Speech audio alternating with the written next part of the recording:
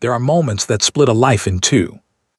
Not the loud ones, not the ones you see arriving from a distance with all their noise and their obvious consequence. The quiet ones, the ones that happen in a room that is perfectly still, with a fire burning low in the corner and rain moving against the window glass, in the voice of a man who speaks the most destructive words of your life with the complete, unhurried calm of someone ordering a meal. Saren Vale would remember the quiet more than anything else. She had come to the great hall of Iron Hollow Keep at the wrong hour. She had known it immediately. The council was still in session, 6 elders seated along the long table with the particular alertness of men who considered information their most valuable currency. She had hesitated at the threshold. She had almost turned back. She had not turned back because she had been carrying this truth for 3 weeks. She had held it against her chest like something she was afraid to set down, testing the words in the quiet of the healer's wing at night, turning them over until they felt like something she could actually say. She had a son growing inside her. She had a man who had told her, 4 months ago with his hand over hers and his amber eyes entirely honest, that he would find a way, that she should trust him. That everything they had built was real enough to hold whatever the world threw at it. She had believed him. So she walked across the threshold. Kalen Dusk looked up from his seat at the head of the table. He saw her face. Something moved through his expression, fast, complicated, gone before she could name it. He said something low to the elder at his right. The elder, a narrow man named Osric with eyes like a bird that had learned which things were worth eating, looked at her the way a man looks at a problem that has arrived before he finished solving it. They were all still there, all 6 of them, watching. She had not planned it this way. She had planned softness, a private fire. The man she knew in the healer's wing at midnight, not the one at the head of this table. But she had already crossed the threshold, and she had been told her whole life that courage was not the absence of fear, but the decision that something mattered more. So she looked at Kaelan, and she offered the truth with both hands entirely open, the way you offer something precious to someone you trust completely to receive it. "I am carrying your child," she said. The fire in the corner made its small sound. Rain moved on the windows. The 6 council elders were statues. Kaelan did not move. She watched the line of his shoulders and tried to read him the way she had learned to read him over 16 months of stolen hours and honest conversations, and a bond that had formed between them the way true things formed. Without either of them designing it, without announcement, in the quiet space between 2 people who had each stopped performing for the other. She could not read him now. He rose from the head of the table. He walked toward her, not the way he walked in private where something in his stride was open, where the Alpha King and the man had not yet separated for the day. This walk was deliberate, built for the room, built for the 6 sets of watching eyes behind him. He stopped 2 feet from her, close enough that she could see his face with complete clarity. And what she saw in his face was the single most destructive thing she had encountered in her 28 years of living. Nothing, absolute nothing. Not anger, which would have meant she still registered as something worth anger. Not guilt, which would have meant some part of him understood what this cost her. Not even the cold calculation she had braced herself for, which would have been a kind of honesty. Just a man who had already made a decision and was delivering the result. "You mean nothing to me." The words were not raised. They were not performed. He said them the way he said decisions in council sessions, with the flat, final authority of someone for whom the question has already been closed. "This child," he continued, his voice dropping so only she could hear, which she understood was not mercy but management, "cannot be what Iron Hollow needs. You cannot be what this seat requires. An heir born to an Omega with no bloodline, no pack, no political standing, is not an heir the Northern Packs will bow to. What we were was a mistake. You will make the appropriate arrangements and you will be discreet about it." She waited for him to finish the way you wait out weather. When he was done, she looked at him for 3 long seconds. She looked at him the way she looked at things she was memorizing, because some part of her already understood she was going to need this image later. The full shape of it, every detail of the man who had chosen, in the most precise and calculated way possible, to make her disappear. She turned. She walked to the great hall's iron doors without hurrying, without looking at the 6 elders, without performing anything at all. She stopped, hand on the cold iron. "You will spend the rest of your life learning what you did tonight," she said, not loudly, not to wound him, only because it was the simplest and most accurate sentence left in her body. "Not because I need that for myself, because your wolf will not let you forget it. And wolves, Kaelin, are honest about everything their owners are not." He said nothing. She pushed the door open and walked into the rain. She made it 3 streets. The bond rejection hit her like something structural failing. Not pain exactly, but the specific, catastrophic sensation of a foundation giving way beneath a building that had been standing on it for over a year. Her wolf had been split open.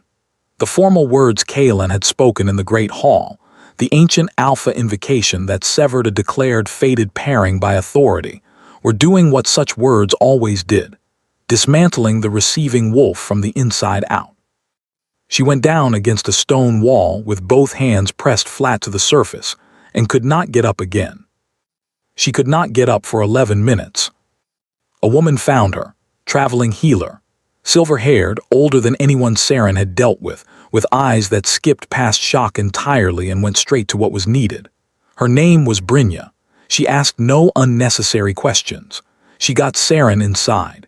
She kept her wolf alive through the worst hours of the night with the calm, methodical competence of someone who had seen this before and understood that what the wolf needed in these hours was not comfort but anchor. In the morning, when the worst had passed, Brynja sat at the edge of the bed and told Saren the truth she deserved to have. By all biological law, the rejection should have fractured your wolf completely. Brynja's voice was careful and precise. The only reason it didn't is what you're carrying. The alpha blood in the child produced enough of a bond echo to hold you together. Saren stared at the ceiling. The child Kaelin had called a mistake was the reason she was still breathing. She lay with that for exactly long enough. Then she sat up. She put her feet on the floor. She breathed in once slowly through a chest that still felt like something had moved inside it that was not supposed to move. "I'm leaving Ironhollow," she said. Brynja already on her feet. "I know I'm coming with you." "You don't." "I know I don't." Brynja was already moving toward the door. "I'm choosing to anyway." By the time Ironhollow woke to its morning business, Saren Vale was already 2 miles down the western road. She did not look back at the keep. There was nothing in that direction that she needed. Only forward, only the road, only what she was going to build from what she had left. She had not come to Ironhollow looking for anything, except somewhere her skills would be fully used. That was the truth of it. Not a romantic story about destiny drawing her north. Not some ancient wolf legend about fated pairs finding each other across territories. She had arrived at Ironhollow's gate as part of a negotiated arrangement between the keep's medical council and the Eastern Healer Guilds, skilled hands for passage rights along the trade roads. She had been assigned here the way a craftsperson is assigned to a commission, because her record was the strongest in her group and the commission required the strongest candidate. She was an omega from the eastern scattered settlements where pack hierarchy was a theory rather than a practice. She had no family name worth speaking, no political standing. She carried her worth in her hands and in the specific, unusual gift she had possessed since childhood, the ability to sense without touching where the real wound was, not the visible injury, the one underneath. The one a patient had learned to protect so thoroughly that even they had stopped knowing it was there. She had healed 8 wolves in her first month at Ironhollow that other healers had categorized as untreatable. She had done it quietly, without announcement. She had gone home after each of them, written her notes, made her tea, and gone to sleep. She was not trying to impress anyone. She was trying to do good work, and that turned out to be the most impressive thing of all. Kaylin Dusk appeared in the doorway of her healer's wing on a night in late autumn, 2 months after her arrival, at the particular hour when the keep had wound down and the corridors were finally quiet. He was in plain clothes, no crown, no escort.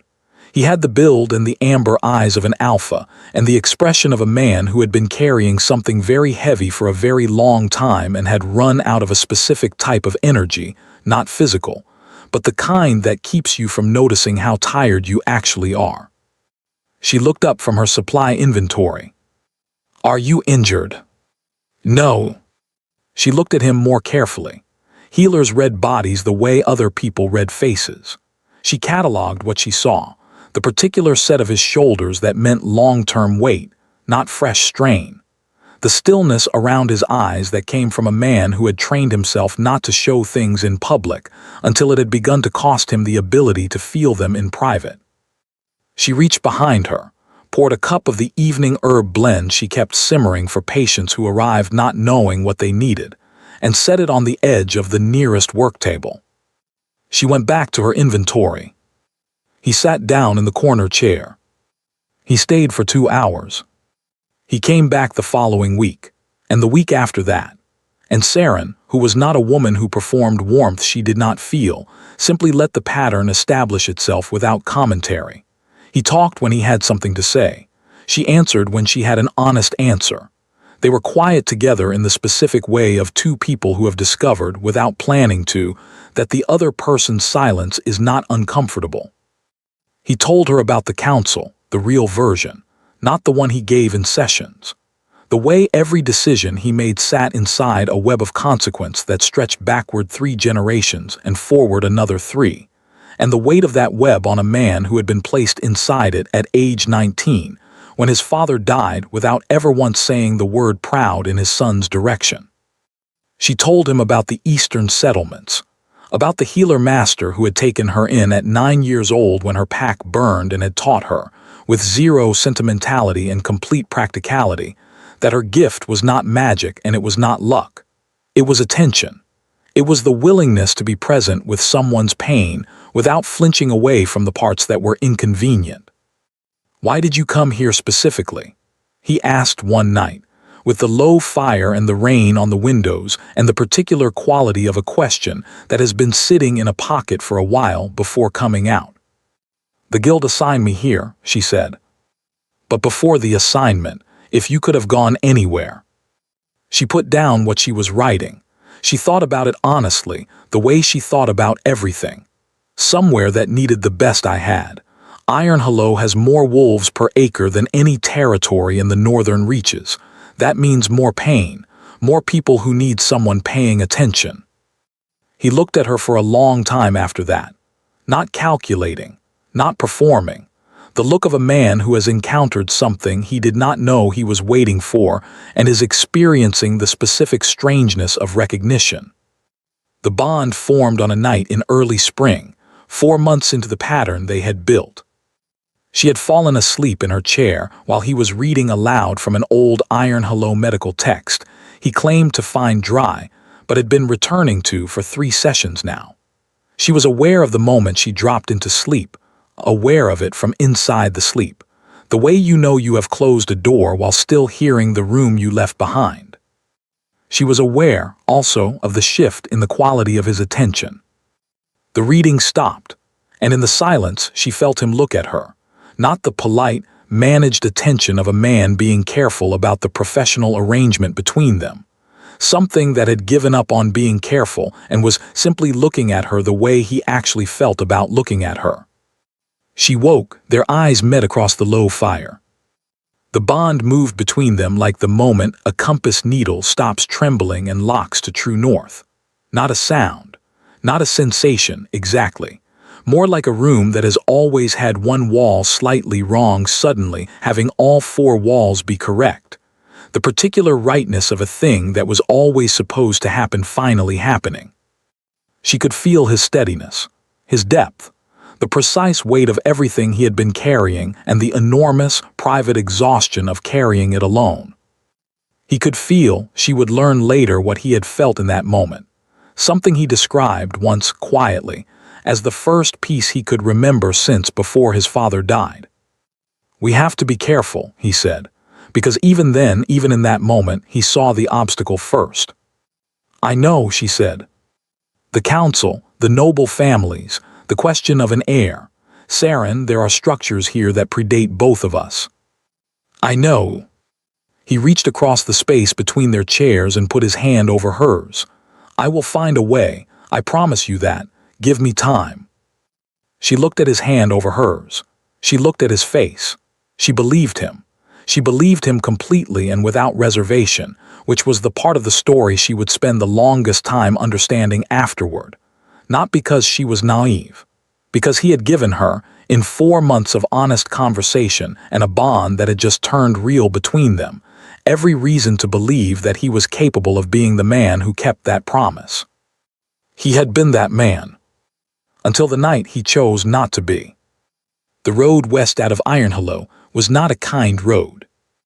It had been made by use rather than design, a path worn into the earth by generations of feet and cartwheels, and the particular stubbornness of people who needed to travel and had no better option. It collected mud in the low places. It offered no shelter from the wind that came off the northern ridges in sharp, horizontal gusts. At the edge of packed territory, where the old boundary posts stood in their weathered row, the road stopped being maintained entirely and became something closer to a suggestion. Saren walked it without complaining because she had been walking difficult roads since she was 9 years old and had long since made peace with the fact that the roads worth taking were rarely the comfortable ones. Brynja walked beside her. They did not speak much in those first hours. Brynja had the elder healer's deep understanding of what silence was for, not the absence of something, but the presence of something else. The active, working process of a person deciding what they were going to do with the shape their life had just taken. The bond scar pulled on the left side of Saren's chest with every cold breath she drew. Not pain, the specific, structural sensation of absence, the place where something had been woven into the tissue of her wolf and had then been cut out, leaving the surrounding tissue with no idea what to do with the space. She breathed through it. She kept walking. She understood, with the clarity of a healer who also happened to be the patient, that the worst of it had passed in Brynja's spare room the previous night. What remained was survivable. She had survived worse and with less. What she was less prepared for was the moment, at the second boundary post, when she pressed her palm flat against her stomach and felt the answer. She had suspected for 2 weeks. Healers always knew their own bodies with a precision that non-healers found unsettling. The exhaustion, arriving in the second week after the night in question. The specific, persistent nausea that happened at precisely 3 in the afternoon regardless of what she had eaten. The bone-deep sense, which she had not been ready to examine directly, that something inside her had changed in the irreversible way that growing things changed. She pressed her palm flat and closed her eyes and confirmed what she already knew. Brynja watched her. "How far along?" she asked, because Brynja was always going to ask the practical question first. 6 weeks, Saren said. A pause in the wind. "What do you want to do?" Brynja asked. No judgment in either direction. A clean question, asked by a woman who understood that clean questions were a form of respect. Saren opened her eyes. She looked at the boundary post under her palm. At the road ahead, disappearing into the border territories, toward the place on the old maps where the jurisdiction lines went vague, and the questions people asked each other became fewer. "I'm keeping the child," she said. Not a decision made in grief. Not defiance, though there was some in it. Something simpler and more absolute than either of those things. The decision of a woman who had been put on the earth with a healer's gift and a fierce, uncompromising love for the things she chose to protect. The decision of a woman who had just learned that the man she trusted most was capable of choosing the political architecture over her, and had decided, with complete clarity, that she was going to raise the living proof of that choice to be everything Kaelan had been too afraid to be. She took her hand off the post. She walked. They found Duskvale on the 4th evening. It was not a beautiful town. It sat at the edge of the Western Territories like something practical rather than designed stone buildings in the functional style of border settlements, a weekly market, a river that ran cold and fast even in autumn, a population with the particular self-sufficiency of people who had gathered at the edges of established power and had no interest in being found by it. It asked nothing of newcomers beyond basic civic decency. It offered nothing automatic. What it gave you was space, the specific, valuable space of a place where your history had not arrived before you. Saren stood at the edge of it in the early evening light with the wind pulling at her traveling coat and felt, beneath the grief and the physical pull of the Bond scar and the exhaustion of 4 days of walking, something she had not expected. She felt possibilities. She found a room above a dye house run by a woman named Halla, whose hands were stained permanently at the knuckles, and who had suffered from a bone condition in both wrists for 3 years that 2 guild healers had classified as irreversible. Saren spent 4 evenings reviewing the full history, prescribed a treatment that worked from the cartilage outward rather than the surface in, and had results inside a month that made Halla look at her with the specific expression people wore when something they had stopped believing in had turned out to be real after all. After that, rent was no longer a topic. Word spread the way word spread in small places, first slowly, then with the sudden gathering momentum of a tide. The healer above Halla's, people said, the one from the east, the Omega with the quiet eyes who knew where the real wound was before she touched you, who had come from somewhere else and clearly had reasons she wasn't discussing and clearly did not require you to ask about them. Nobody asked. Duskville had the particular courtesy of a town that had been built by people who understood what it was like to have a past you weren't ready to explain. She built her practice through the winter and into the spring with the same focused, daily energy she had always brought to her work, and the pregnancy made everything harder and she did it anyway, and the doing of it was the thing that kept her honest about who she was. She was not a woman who had been destroyed. She was a woman who had been set back to the foundations and was discovering, with the particular satisfaction of someone paying close attention, that her foundations were extremely solid. She thought about Kaylin precisely as much as was unavoidable and not 1 second more. When the thought came, she let it come, and then she let it pass, the way weather passed. Not suppression, not forgetting, just the daily, conscious decision to give her energy to the life in front of her rather than the wound behind. Saren was born on a spring night with rain on the roof and Brynja in the corner of the room saying, "You are doing fine," in the specific tone of someone for whom this was not reassurance but statement of fact. When it was done and the boy was placed in her arms, Saren looked down. And she understood, in the way that a healer understands things that are too large for the mind but not too large for the body, through her hands, through her wolf, through every instinct she had ever been born with, that everything she had been building toward for 28 years had been building toward this.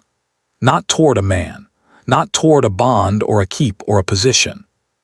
Toward this particular small creature, this warm, serious, dark-haired person who looked up at her face with the unfocused gaze of a newborn, and then, slowly, as if he had made a decision, focused. His eyes were amber. Kaylin's amber. She looked at that for a long moment. She let herself feel it completely. The grief and the love and the strange, aching recognition of seeing a man you had loved and lost in the face of the best thing that love had ever produced. Then she pressed her lips to his forehead. "I will never leave you," she told him, "and no one in this world will ever make you feel like you came from nothing, because you didn't. You came from me, and I have never been nothing." She named him Raven, the old settlement word for the space between dark and light, the specific moment when the night hadn't quite left and the dawn hadn't quite arrived. She chose it because she wanted him to know, from his first breath, that being between things was not the same as belonging to neither. She did not know yet what Raven was going to become. She only knew that she was going to love him without reservation and without apology. She started immediately. Raven was different in ways that arrived quietly, and then became impossible to ignore.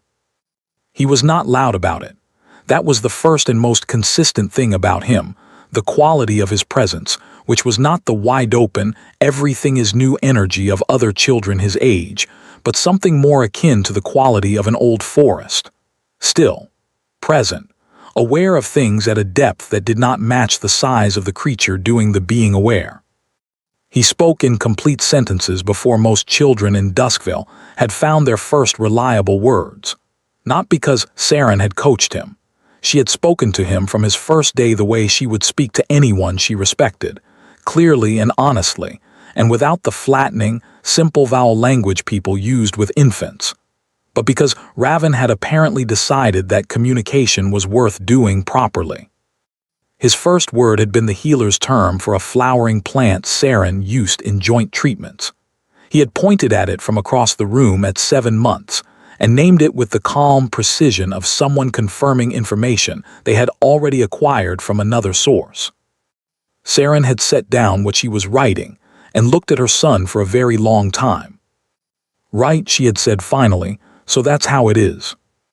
The animals were the second thing. It began with the cats that collected in the alley behind Halla's. They had always been alley cats, cautious, self-sufficient, operating on the specific social contract of creatures who have learned to coexist with humans without fully trusting them. They began appearing at Raven's window when he was 8 months old, not lurking at the sill, arriving at it, directly, with the specific confidence of creatures responding to a summons they trusted. By 14 months, the phenomenon had expanded beyond cats and beyond the alley. A lame horse from the livery at the north end of the market walked 3 streets on its own one morning and stood outside the practice door until Brynja, arriving for her morning rounds, found it there, and went to fetch Saren with the expression of someone who has decided to simply accept what is happening and ask questions later. Raven had been sitting at the front window, watching the horse, with the steady attention of someone who had been expecting it. What happened after, the way the animal calmed, the way a hip that had been grinding wrong for months began to sit correctly over the following week, the way Raven had simply sat near it for 20 minutes with his small hand resting on its neck, and looked at Saren afterward with amber eyes that said nothing unusual had occurred, was the moment Saren understood that her son's gift was not the same as hers. Hers was perception, the ability to see truly into a body in distress. His was something she did not have a name for yet, something that reached into living things at the level below disease, below injury, at the place where the will to be well either existed or didn't. And whatever Raven said to that place in the language he was apparently fluent in, it listened. She watched this. She wrote nothing down about it.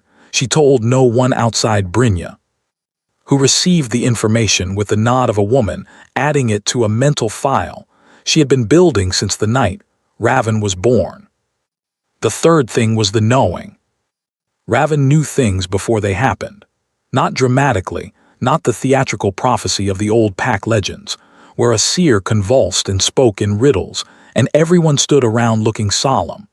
Raven simply stated facts about things that had not yet occurred, in the tone of someone confirming information that seemed straightforwardly obvious to them, and waited patiently for the world to catch up.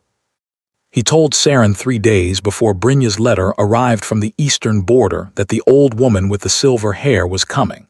He told Halla that the roof on the east side of the dye house was going to leak before the first heavy rain of autumn. It did. He told a man named Gorvin, who had come to the practice for a chest complaint, and had been attempting with decreasing success to hide the grief of a recent loss, that the person he was missing was not suffering anymore. Gorvin had stared at him. "How do you know that?" Raven had looked at him with those amber eyes, patient and direct. "She told me to tell you," he said, and then he had picked up his wooden blocks and returned to the arrangement he had been working on, apparently satisfied that he had delivered the relevant information and his work here was done. Saren had walked Gorvin out afterward and spent the rest of the evening sitting with what her son was. She had also, that evening, checked on the bond scar for the first time in months, not because she wanted to, because Raven's gifts were connected to it, and she was a healer, and healers did not ignore things because they were uncomfortable to look at. The scar was still there, a silence on the left side of her chest where the bond's warmth had been, but there was something new in the texture of it, a faint resonance, like the low note of a bell that has stopped ringing but still carries its sound in the metal. She pressed her hand over her heart and felt it pulse once. It was not coming from her. It was coming from Raven. Bond echoes. She had read about them, the residue, a severed, faded bond left in the blood of children conceived within it. She had read about them the way you read about rare weather conditions, academically, without expectation of personal relevance.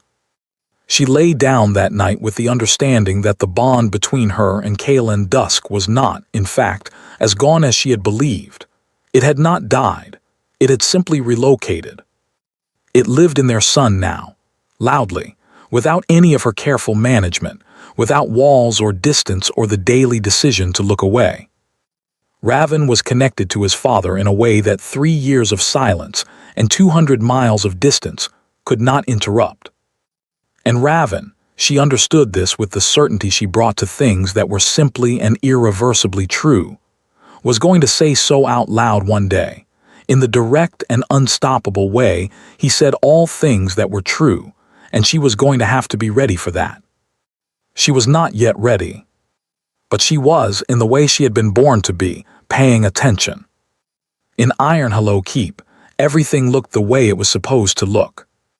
This was the sentence Kaelin Dusk had been saying to himself for 2 years, in the way a man repeats a thing he needs to remain true. The pack was stable. The northern alliances held. The trade roads were open and the winter provisions were sound, and the border disputes that had been simmering for a decade had been settled by agreements he had personally negotiated. His council sessions were productive. His authority was unquestioned. From the outside, the Blackthorn Reign was the picture of a strong, capable alpha entering the most productive decade of his leadership. From the inside, he was disappearing. He knew this with the specific, merciless clarity of a man who had trained himself, through years of council preparation, to observe things accurately even when accuracy was painful. He was not fooling himself about what was happening to him. He was simply running out of options for making it stop. The bond rejection had cost him more than he had known it would. He had understood it theoretically, had understood that the formal severing of a true fated pair came with consequences, that it was not a neutral act, the way signing a treaty was a neutral act. He had told himself that the consequences were manageable, that the wolf in him would adjust, that what he had built in those 16 months with Saren was real but not irreplaceable, that the political architecture he was protecting was worth the cost. He had understood none of that correctly. His wolf had gone from a presence to a weight, from the natural, invisible companion of 23 years to something he could feel dragging at the edge of every decision. The alpha instincts that had once been as reliable as breathing now required conscious effort to access. In council sessions, he constructed certainty out of will alone, because the certainty that used to be innate had gone somewhere he couldn't follow, and showing the council a room without a floor was not something the Iron Hello line had ever permitted itself. He had taken Vesna Oakholt as a political mate 7 months after Saren left. Vesna was sharp and composed and entirely clear-eyed about what she was entering. She was also, within 3 months of the arrangement, entirely aware of what she had not been told. The bond would not complete. He tried. He committed to trying with the same controlled, deliberate energy he brought to difficult council negotiations. His wolf refused, not with violence, not with the dramatic protest of a creature in distress, with the specific, inflexible quietness of something operating below instruction, something acting on instinct so fundamental that no degree of rational override could reach it. His wolf knew the difference between a political arrangement and something true, and it had simply decided, without room for appeal, that it was not going to pretend otherwise. He stopped trying after the 5th month. Vesna, to her credit, did not push for a conversation he wasn't ready for.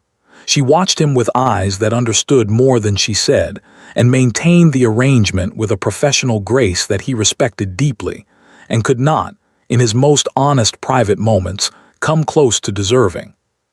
One evening, after a particularly long session, she set down her cup with the specific sound of a woman who has finished being patient. "Tell me about her," she said. He did not move. "There is nothing to tell," he said. Kaylin, his name in her mouth with the particular weight of a person who has decided they are done with the performance. "I have been watching you become less of yourself for 2 years. I am not asking to wound you. I am asking because I am a person in this arrangement, and I deserve to understand the full shape of what that arrangement actually is." The fire crackled, rain moved on the stone walls. And he told her, not everything, but enough. The healer's wing. The midnight conversations that had begun as something practical and become the only hours in his week that felt real. The bond forming without his permission and feeling, when it arrived, like the first thing that had been entirely honest in a decade. The night she came to him with the truth and he had looked at her, had looked at her, knowing what she was to him, knowing what the bond meant, knowing that the child she carried was real and alive and his, and chosen the council's opinion over all of it. "You formally rejected your true fated mate," Vesna said when he finished. "Not accusation, comprehension, in front of witnesses, because you were afraid of Osric and the elder council." "Yes," he said. She was quiet for a long moment. Then she rose and walked to the window and looked out at Ironhollow in the dark, and when she turned, something had shifted in her expression. The look of a woman arriving at a conclusion she has been approaching for some time and has finally reached. "Then the council," Vesna said carefully, "is responsible for what this has cost everyone, and so are you, and I would like to know what you intend to do about both of those things." He had no answer that night. His answer arrived the following morning, when Aldrich Thane knocked on the door of his private study before the household had woken, carrying the weight of something in his expression that Kaylin had only seen on his captain's face twice in 12 years of service. Aldrich told him about Duskvale, about Raven, about what he had seen with his own eyes in that small border practice, the amber eyes, the alpha markers, the impossible precision of a 2-year-old stillness. And then he told him about Maley's Grundorn. Kaylin sat very still through all of it. Council intelligence had been moving on the western borders for 3 weeks, asking questions that were becoming specific in the way that questions became specific when they were no longer mapping the territory but closing on a target. An Omega healer, a child, a border town that had appeared in the trade records 3 years ago and not before. "Maley's has a legal mechanism," Aldrich said. "An unclaimed alpha child outside pact jurisdiction, under Statute 714, is subject to council registration and assessment. What assessment means in practice when Maley's is conducting it." "I know what it means," Kaylin said. He stood up. He did not call for the council. He did not convene a session. He did not do any of the things his position technically required. He went to the stable, and he saddled his own horse in the early morning quiet, and he was on the western road before his household guard had completed its first rotation. Aldrich caught up at the city boundary. He said nothing for the first mile. "She won't want to see you," he said finally. "I know. She has built something real without you, something that belongs to her." "I know that." "Then what?" "Because Maley's reaches her in 2 weeks, Kaylin said, "and because I have spent 2 years calling what I did a difficult decision, and I have not believed that description for a single day." He paused. The road opened ahead of them into the border territories, the sky above it gray and cold and honest. "I don't deserve her. I know that. I am going because she deserves to have someone between her and what Maley's is going to do when he finds them. And I am the only someone with the authority to stop it." Aldrich was quiet. "Then and after that?" Kaylin looked at the road. "After that," he said, I will accept whatever she decides I deserve." He rode harder. Aldrich had gone to Duskville 3 weeks before Kaylin, and alone, and without asking permission. He told Kaylin this the morning he described what he had found. He told it plainly, without apology, in the specific manner of a man who was prepared to accept the consequences of a decision he did not regret. Kaylin had listened to this with the expression of a man who understood that his captain had just done something technically insubordinate for reasons that were, in every way that mattered, correct. What Aldrich did not tell Kaylin, what had happened inside that small Duskville practice that he kept in a private place, because it was not his story to share, only his to carry, was the conversation he had with Raven. He had not expected the child to affect him the way the child affected him. He had expected to see an alpha child with markers, which was biologically significant and politically important, and not something Aldrich was unprepared for. He had been captain of Ironhollow for 12 years. He had assessed more wolves of more kinds than most people encountered in a lifetime. He was not a man who was easily disrupted by the unexpected. He had walked into Saren's practice and looked across the room at a 2-year-old sitting on the floor with a row of wooden blocks, and the first thing that happened, before his eyes, before his analytical mind, before anything deliberate, was that his wolf went quiet. Not alarmed, not wary, quiet in the specific way of something in the presence of something with undeniable authority. The wolf in him recognized what the man in him was still processing, that the creature on the floor was something old in a small body, and something with a power that had not yet decided what shape it was going to take. Raven had looked up from his blocks. He had looked at Aldrich with those amber eyes, Kaylin's amber, but with something in the quality of the gaze that was entirely its own, with the patient, measuring attention of a scholar encountering a new piece of information. Then he had said, clearly and without any of the tentative quality of children presenting uncertain observations, "The broken wolf sent you." Aldrich had not spoken for a moment. Saren across the room had gone very still. "Yes," Aldrich had said finally, because it was true and Raven clearly had no interest in anything that wasn't true. Raven had nodded once, with the satisfied air of someone whose working theory has been confirmed, and returned to his blocks. Later, after Aldrich had delivered his warning, after Saren had received it with the composed stillness of a woman who had already half known it was coming, but still needed a moment with the full weight of it, after he had set his contact information on her desk and risen to leave, Raven had looked up one more time. "Tell the broken wolf," he said, with the calm certainty he brought to all statements he considered simply true, that the road is not as long as he thinks. Aldrich had carried that for 3 weeks without knowing what to do with it. Now, riding west beside Kaylin on the road toward Duskville, he understood what it had meant. Saren received Aldrich's warning in the way she received all difficult things, by going very still and then going to work on it. She sat with his contact information for the better part of an evening. She checked on Raven, who was sleeping with his usual perpendicular conviction. She went back to her desk. The warning was real. She had known in the abstract that Duskville's invisibility was not permanent. She had not allowed herself to examine that abstract too closely, because examining it had no productive outcome until it had an actual time frame attached to it. Now it had a time frame. Maylis Grundorn's people were within weeks of narrowing their search to a specific name and a specific town. What Saren was less prepared for was the feeling that came with knowing. Not fear, though fear was present. Something more complicated than fear. The understanding that the two worlds she had been holding apart by sheer force of will and distance were about to find each other whether she chose it or not. And the deeper, more inconvenient understanding that she had known, in some part of herself she had not given permission to speak, that they were always going to. She folded Aldrich's information carefully, and placed it in the small cedar box where she kept things that needed to be findable. She went to check on Raven again. He had not moved from his perpendicular position.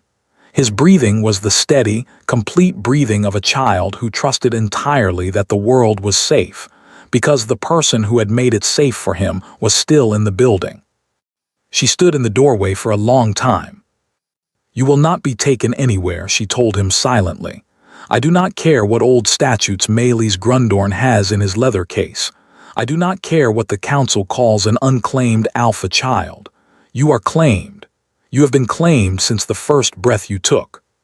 She went to bed. She did not sleep for a long time. And in the distance, 200 miles of road between them, a bond scar on the left side of her chest that pulsed once, faint and directional somewhere in Ironhollow. Kaelin Dusk was not sleeping either. The morning Kaelin Dusk arrived in Duskville, the market was in full session. He came through the eastern entrance on foot. He had left the horse at the border post, with Aldrich 2 paces behind him, and the particular, contained stillness of a man who has been riding hard for 2 days, and has arrived at the place he has been riding toward, and does not yet know what he is going to find or whether he will be allowed to stay. The crowd gave way around him the way wolf populations gave way around undeniable alpha presence, instinctively, without knowing they were doing it. He had dressed plainly. He had made no announcement. He was simply a man in traveling clothes walking through a border market in the early morning, and yet the crowd parted for him the way water parted around something moving with purpose. He was not looking for a specific sign. He was following the bond. He had been following the bond since the first mile outside Ironhollow, when something that had been a scar in his chest for 2 years had shifted imperceptibly at first, then with increasing clarity into something directional, not healed, not restored, but alive in a way it had not been, pointing the way a compass pointed without drama or preference, simply with the absolute accuracy of something doing what it was made to do. It brought him to the center of Duskville's market at the 3rd stall from the eastern entrance. And then it stopped. Not because the direction had changed, because the destination was here. The scent hit him before his eyes found them. His own bloodline, alpha markers so concentrated, and so strong that they registered in him before he consciously processed what he was registering. The way your hand comes off a hot surface before your mind has finished the thought. He turned. Raven was 2 stalls away. He was on Saren's hip, holding a length of braided cord he had apparently acquired from the textile merchant beside them, examining it with the methodical interest he apparently brought to all things worth examining. Small, dark-haired, serious in the specific, innate way that no one teaches a child, the way it simply was. And then without warning, without Kaelin making a sound or moving a muscle, Raven's amber eyes came up. They found him across the market with the absolute, undistracted precision of a compass finding north. Not confusion, not the uncertain recognition of a child encountering a stranger, something older than that. Something that lived in the place below memory and experience, in the deep structure of the bond echoes in his blood. He knew. He had always known, in the way he seemed to know all things from the inside before the evidence arrived. He looked at his father. The braided cord fell from his hand, and he did not notice it fall. Kaelin's wolf did not surge. It did not lunge against his chest or fight for the surface, or do any of the dramatic things that wolves in distress were known to do. What it did was quieter than that. What it did was arrive, returning from whatever reduced, sustaining depth it had been occupying for 2 years, with the simple, complete recognition of something that had found its orientation after a very long time in the wrong direction.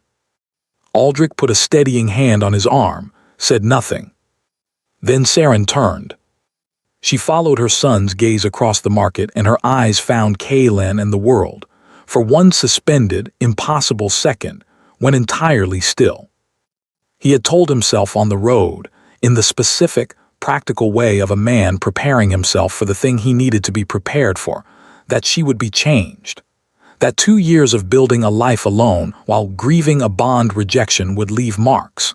That he should not expect the Saren he remembered, and should not, under any circumstances, behave as if what he remembered was what he was owed. He had told himself this. He had not fully understood it until this moment. She was not the woman he had sent away. The woman he had sent away had been open at the edges in a way that was part of her particular beauty.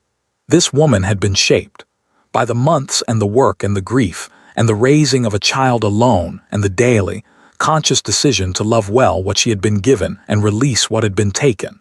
And what the shaping had produced was something harder and more complete and more entirely present than anything he had seen in a person before. She did not look wounded. She looked finished, in the way a blade was finished, in the way anything that has been through the process that makes it what it was always supposed to be looked finished. She shifted Raven higher on her hip. She turned away from Kaelen without hurrying, without the performance of being unaffected, with the simple, unhurried pace of a woman who had been expecting this eventually and had decided it would not surprise her. She walked toward the market's exit. Kaelen followed, at a distance, not close enough to crowd, not far enough to pretend. She stopped outside the door of her practice. She turned. Raven looked at Kaelen with those steady amber eyes. He did not reach. He did not look away. He simply looked with the patience of something that had already decided but was giving the situation room to confirm itself. "You should not be here," Saren said.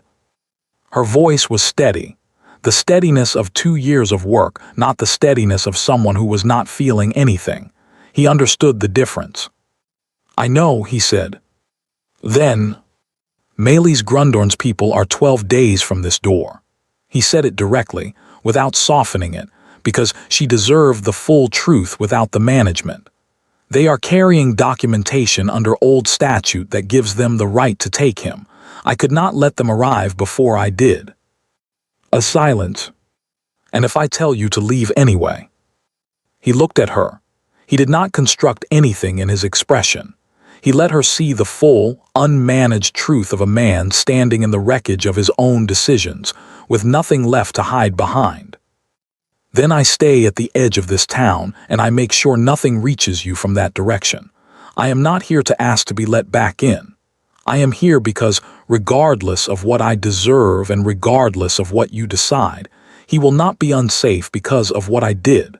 That is not something I am willing to negotiate." The silence stretched. Raven leaned forward from Saren's hip. He extended his small hand toward Kaelen with the direct, uncomplicated certainty of a child who has decided something and has no interest in revisiting the decision. "Papa," he said.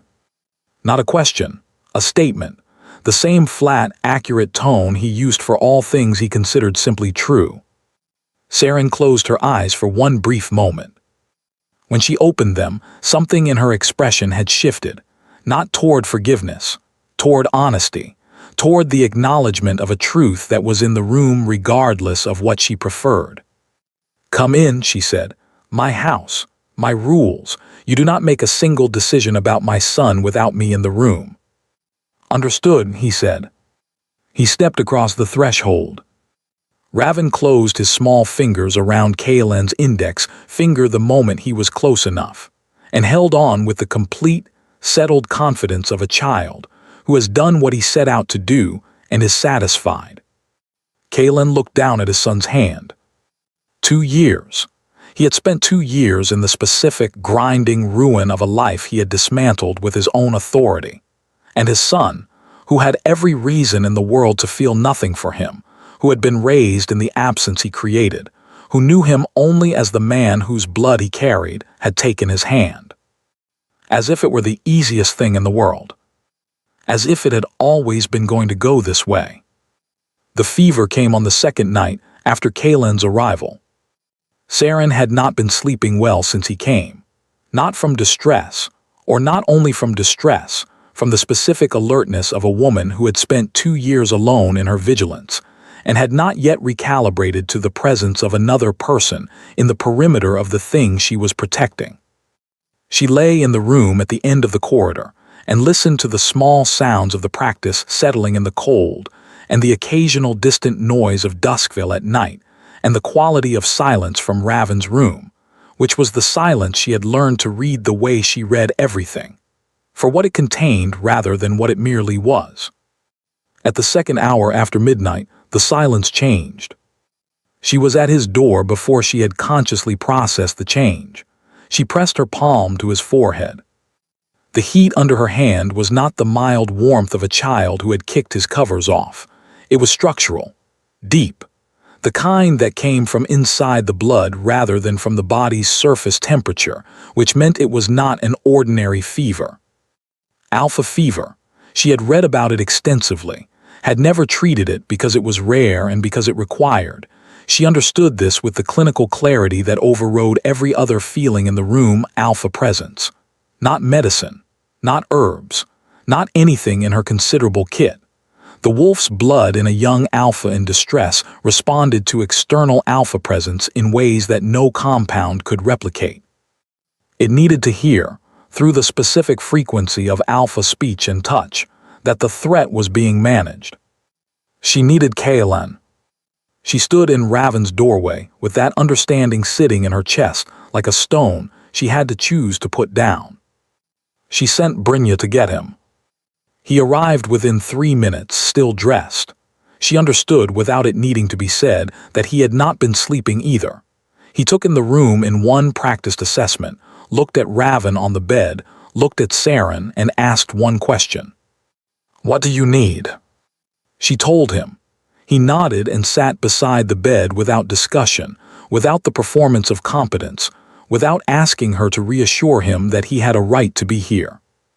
He began to speak in the old pack tongue, not loudly, barely above a murmur, not the formal, authority-carrying words of an alpha decree. Those were for councils and official proceedings. The old words, the first ones, the ones that alpha wolves learned before they learned anything else, that carried in them the deep frequency of pack protection in its most ancient and biological form. "You are safe, you are held, I am here. The thing that frightened you is not bigger than the thing that loves you." Saren sat on the other side of the bed and did not speak. She monitored Raven's vital signs with the trained precision of a healer and let Kaelan do the thing that was not in her power to do. She did not find this diminishing. She found it, after a long time of watching a man she had believed capable of love prove that he was, in the most fundamental and practical way, something closer to relief. The hours went as long vigil hours went, suspended, stretched, the world outside the window retreating, until there was only the lamp and the bed, and the steady cadence of Kaelan's low voice and Raven's chest rising and falling. The fever peaked at the deepest part of the night.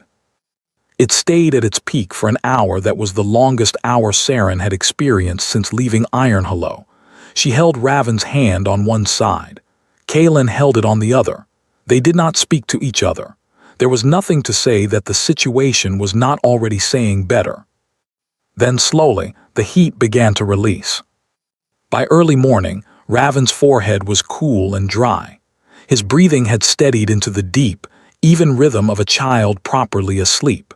His color had returned. The particular frightening brightness of the fever had gone out of him and left in its place the ordinary, wholesome warmth of a healthy boy. His eyes opened. He looked at Kaelan first, directly, with the absolute, unhesitating clarity of someone who has known exactly where you were through everything and is simply confirming what they already knew. "You stayed," Raven said. His voice was small and hoarse and entirely certain. Kaelan could not speak for a moment. The particular weight of those two words from this particular person seemed to arrive somewhere below the chest, below the place where language lived. "Yes," he said, "I stayed." Raven looked at him for another second, measuring, satisfied, the expression of someone for whom a fundamental question has just been definitively answered. Then his eyes closed. His body released into sleep with the complete, trusting ease of a child who has gotten what he needed and can now truly rest. Saren rose from the chair. She nodded toward the corridor. Kaelan followed her out. They stood in the narrow corridor with the lamp at the far end, and the sound of Raven's steady breathing through the open door. And it was the first time since his arrival that they had been in the same space without Raven between them or Aldrich in the room, or the professional distance of the practice to organize the air. You stayed all night, Saren said. Yes. You didn't have to stay. I know. The silence between them was different from the silences of the previous days. Those had been managed, both of them working to contain what the air contained. This one had a different quality. The quality of two people who have just been through something real together and are on the other side of it, and there is no longer any point in pretending it wasn't real. You hurt me, she said. She said it quietly, without heat, with the precision she brought to things that needed to be named accurately. Not in the way people hurt each other by accident or by fear or by being imperfect in ways they didn't intend. You looked at me in that hall and you made a calculation. And in your calculation I did not add up to enough. That is not something that goes away because you rode through the night. No, he said, it isn't. Then what are you asking for? He looked at her, not performing anything, not asking her to see something other than what was there. To earn whatever access you choose to give me, to accept whatever you choose to withhold, to be here for him, for both of you, not because I have any right to it, because I choose it, every day, without conditions, without a schedule, without requiring you to move faster than you're able to. She was quiet. The lamp at the end of the corridor made its small sound. Outside, Duskville was the silence of a town before dawn. He told me a week ago that the Amber Wolf was coming, she said finally. Told me the way he tells me things he already knows are true. She paused. He was right. She turned and went back to Raven's room. You can stay until morning, she said through the doorway. He went back in. He sat in the chair. He watched his son sleep. And in her room at the end of the corridor, Saren lay down on her bed and looked at the ceiling and did something she had not allowed herself to do in 2 years. She reached toward the bond, the scar, the silence on the left side of her chest that had been aching quietly since before she left Ironhollow. She did not open it. She touched the edge of it the way you touch the edge of a wound you are checking, not to make it worse, and not to pretend it isn't there, but to understand its present condition honestly. What she felt on the other side of the scar was not what she had braced for. She had braced for Kaelin's presence the way she had known it in the healer's wing, warm, steady, the depth of it like standing in a river that carries a significant current. What she felt instead was something much smaller, something that had been sitting in the ruin of what he had done, waiting without expectation, not pushing at the walls she had built. Just waiting. She lay with that for a long time. Then she fell into the first real sleep she had had in 4 days. Maelys Grundorn's 3 wolves arrived 9 days after Kaelin came to Duskville, earlier than Aldrich had estimated. Someone at the border post had talked. They came on a clear morning when the first frost of the season had put a thin white skin on the cobblestones, and the market was still an hour from opening. 3 wolves in Ironhollow formal authority colors, carrying a leather document case with the council seal. They knocked on the door of Saren's practice with the specific, measured patience of people who believed their documentation was sufficient. Saren heard the knock from her desk. She rose. She did not reach the door. Kaelin was already there. He stepped out into the cold morning air with the document case still unopened on the step, and stood in front of the 3 council wolves with his arms at his sides, and his amber eyes still, and his expression containing precisely none of the things a man performed when he was trying to be authoritative, and precisely all of the things a man carried naturally when he simply was. The lead wolf began to recite the statute. Enough, Kaelin said. The word was quiet. It landed like something much heavier than its volume. This child is Raven Dusk, he said. He is my son. He has been under my protection since before you were given this assignment. You are going to take that document case back to Ironhollow Keep and tell Maelys Grundorn that his interest in my son has been noted, and that if I see council authority in this town again without my direct invitation, the conversation I have with him next will be the last one he has in a professional capacity. Are we clear? Not a question. The 3 wolves looked at each other. They looked at Kaelin. They performed the small formal bow that Iron Hello law required when an alpha invoked direct paternal protection over a named child and left, quickly, with the particular posture of people who had just dramatically revised a situation they had arrived feeling confident about. Saren stood in the doorway. She watched them disappear around the far corner of the market square. Then she was quiet for a moment. "Your son," she said. He turned. Yes. He held her gaze with the steady attention of a man who was prepared for whatever came next, if you'll allow it. She looked at him. He did not add anything to that. He did not ask her to respond immediately. He simply stood in front of her practice door in the morning cold and waited. "Ask Raven," she said. That evening, she sat beside Raven on the floor of his room and asked him the question with the gravity she gave to all things she considered genuinely important. "The Amber Wolf wants to stay," she said. "What do you think?" Raven considered this. He looked at the doorway, where Kalen was standing far enough down the corridor to be invisible but close enough to be aware, and then he looked at Saren. "He smells like the place I look for when I wake up scared," Raven said. He said it simply, factually, the way he said all things that were true. Then he handed Saren one of his blocks and returned to his arrangement with the satisfaction of a child who has delivered a verdict and considers the matter concluded. Saren held the block in both hands. She sat with what her son had said, not just the words but the specific truth in them, that Raven had been dreaming of a place he was looking for, and that place smelled like his father. That the bond echoes in his blood had been calling towards something for 2 years that had finally arrived. She did not want to let that move her faster than was honest. She was not a woman who confused being moved by something with being ready for something. Being moved and being ready were 2 different things, and she owed it to herself to know the difference.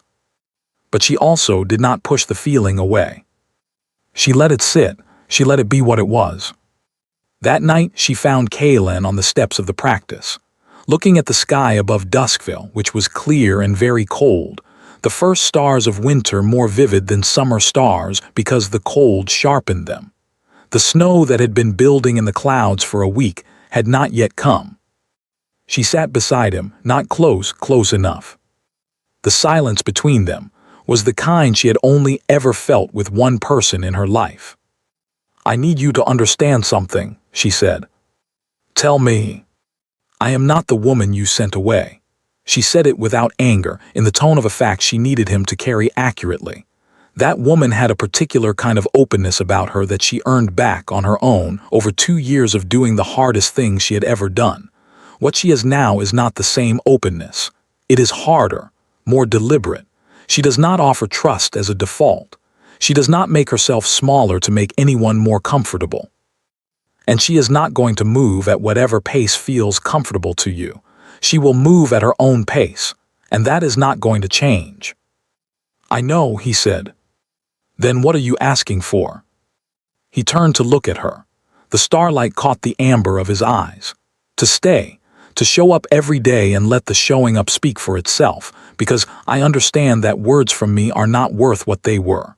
To earn the right to be in this family in whatever way you decide that looks like, with no conditions and no deadline and no expectation that you will ever owe me forgiveness, because you don't. She looked at the stars for a long time. Then she reached toward the bond. Not cautiously, not with the tentative testing touch of the night after the fever, deliberately, with her full attention, she opened it.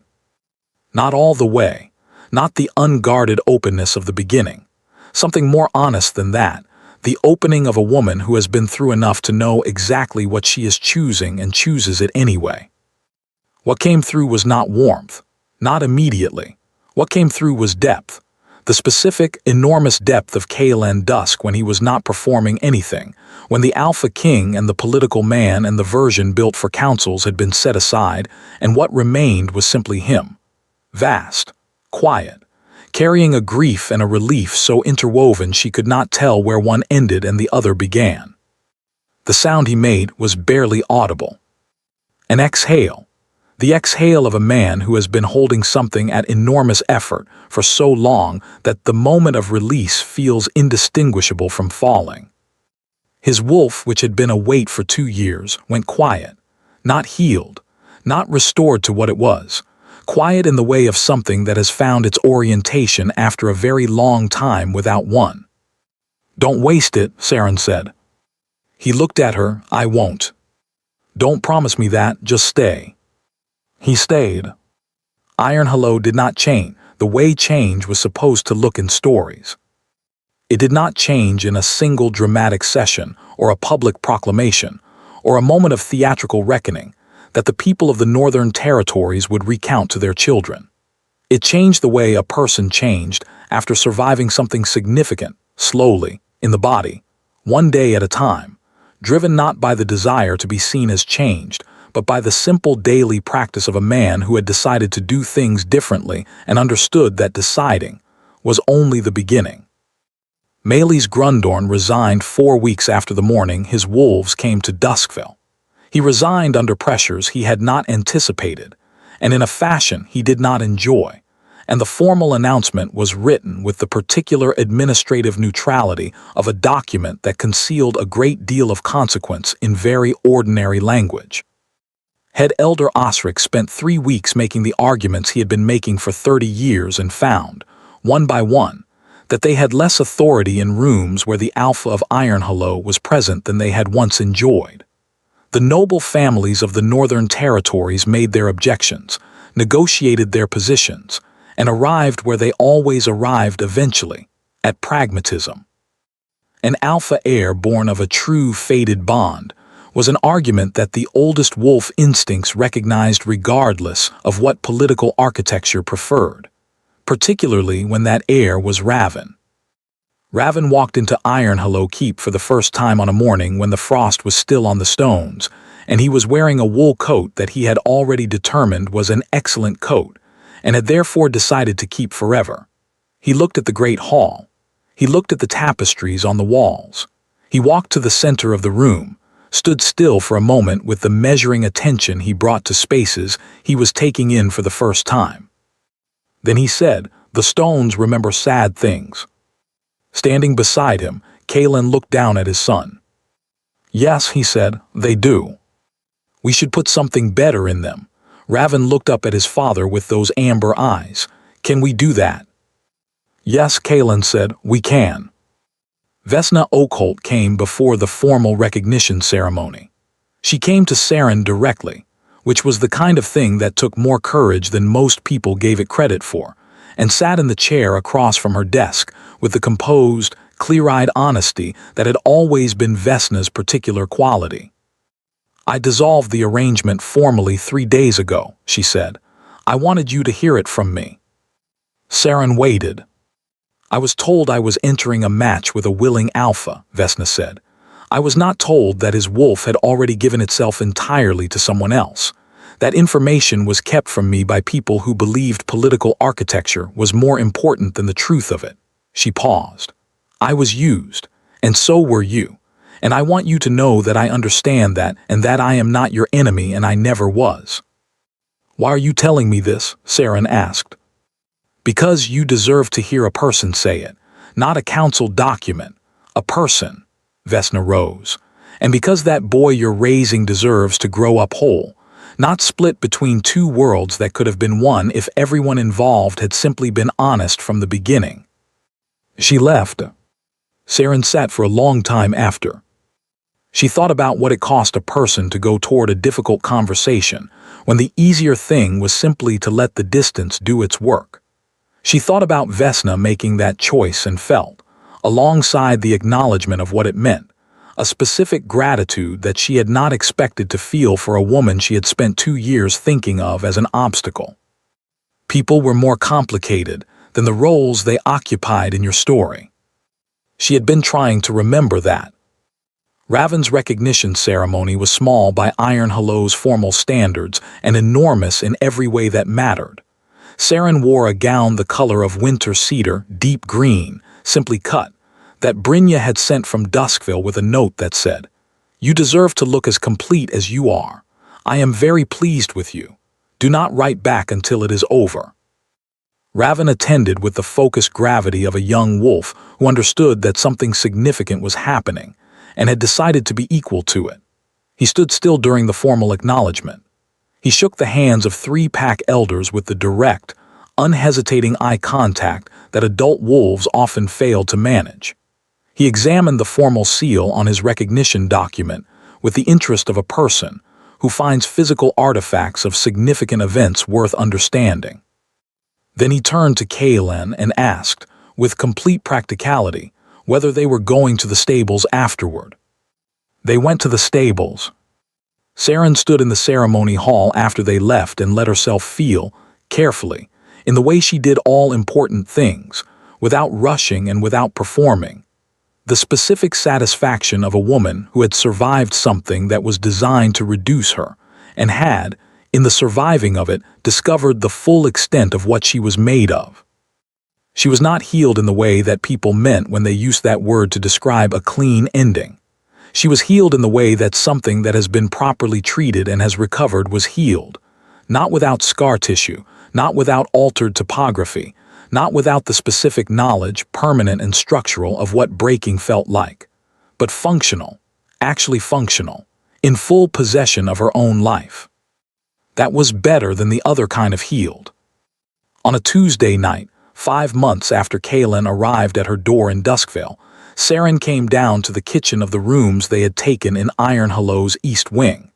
Not his formal chambers, not the healer's wing. Rooms they had chosen together over 3 weeks of careful negotiation that had been about more than furniture, and was both of them understanding that. He was at the table. Plain dark shirt, collar undone, the correspondence from the day's sessions in a pile that was nearly finished. He had the focused tiredness of a man who had been working for several hours and was coming to the end of it and knew it. He looked up when she came in. Something in his face did what it always did when she entered a room, settled. Not visibly, not dramatically. The private settling of a man whose wolf had found its orientation and felt the difference between every other configuration and this one. She put the kettle on. She moved through the kitchen the way she moved through places she knew well, without watching her own hands, because her hands knew where things were.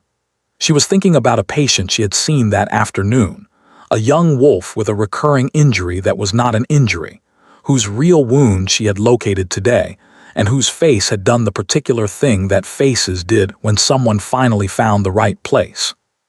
"You're somewhere else," Kaylin said, not accusation, observation. "Patient," she said, "I found the actual problem today." "Is it fixable?" "Most things are, if you find them early enough." She brought 2 cups to the table and sat across from him. He looked at her the way he had looked at her in the healer's wing 2 years ago, not performing attentiveness, not being careful about the arrangement between them.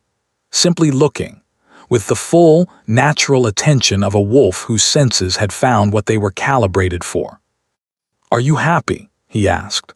He always asked, every few days at the end of the day, in the specific tone of a man who valued accurate information over comfortable assumptions. She thought about it honestly. The practice she was rebuilding in Iron Hollow's healer's wing, which was already drawing patients that 3 other healers had categorized as beyond treatment. The morning she had spent last week teaching a group of apprentice healers the technique of sensing beneath the visible injury, watching their faces as they began to understand what she was showing them. Raven, asleep down the corridor, whose gifts were becoming more extraordinary by the month, and who faced them all with the same steady, purposeful seriousness he had brought to everything since the first night he found his mother's face. The bond between her and Kaylin, which she checked now with the same regular medical attention she brought to things that were healing and needed to be monitored honestly, which was no longer a scar, not restored to what it had been before the breaking.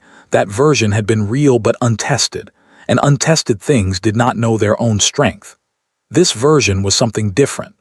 The bond of 2 people who had chosen each other after knowing, completely and without illusion, exactly what the choosing cost.